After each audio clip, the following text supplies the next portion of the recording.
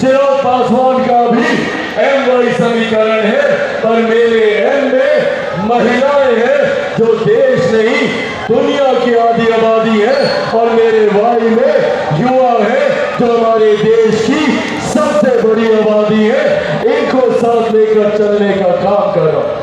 जात पात धर्म मजहब से उठकर मैं चाहता हूं कि मेरे प्रदेश के तमाम युवा एकजुट होकर एक साथ आकर विकसित बिहार बनाने के संकल्प के साथ जुड़े। अब सोचिए कितनी बड़ी ताकत है इन युवाओं की।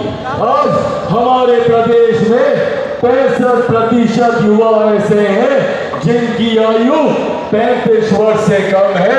अगर हम युवा एकजुट हो जाए तो राज्य तो क्या दुनिया की तस्वीर बदलने का दम हम लोग रखते हैं। जरूरत है हमें एकजुट होने की।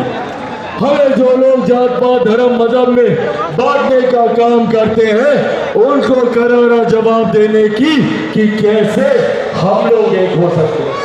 मैं अपनी मातृशक्ति से भी आग्रह करूंगा, पहचानिए कौन लोग हमारा सम्मान करते हैं और कौन हमें अपमानित करने का काम करते हैं। बिहार और बिहारियों की संस्कृति रही है लोगों को इज्जत देने की, मान सम्मान देने की। हम तो अपने छोटों से, अपने बच्चों से हम लोग आप कर बात करते हैं। बेटा खाइएगा, बेटा पीजिएगा, ऐसे हम लोग बच्चों से बात करते हैं। ये हम लोग के संस्कार। पर वही दूसरी तरफ कांग्रेस और राजद जैसे दल हैं जो हमारी माताओं बहनों को गाली देने का काम करते हैं, उन्हें अपमानित करने का काम करते हैं। जिस तरीके से इनके मन से मेरे प्रधानमंत्री की पूज्य माता जी को अपमानित करने का, अपशब्द बोलने का, गाली देने का काम किया गया, ठीक उसी तरह लोकसभा चुनाव के दौरान राष्ट्रीय जनता दल के युवा नेता तेजस्वी यादव जी के सामने ऐसे ही एक खुले मंच में ठीक उनके सामने मेरे परिवार को, मेरी मां को, मेरी बहन को गाली देने का काम किया गया। ये इन लोगों का संस्कार है। इस तरीके से ये लोग माताओं बहनों को गाली देते हैं, उन्हें अपमानित करते हैं। आज ये फैसला हम लोगों को लेना है कि क्या हमें ऐसे लोगों को चुनना है जो हमारी मां बहनों को खुले मन से गाली देने का काम करे, या ऐसे लोगों को चुनना है जो नारी शक्ति का स्वरूप मेरी माता सीता के सम्मान में सीतामढ़ी में उनके लिए भव्य मंदिर बनाने का काम करे। एक तरफ गाली देने वाले दल हैं, एक तरफ सम्मान देने वाले दल हैं।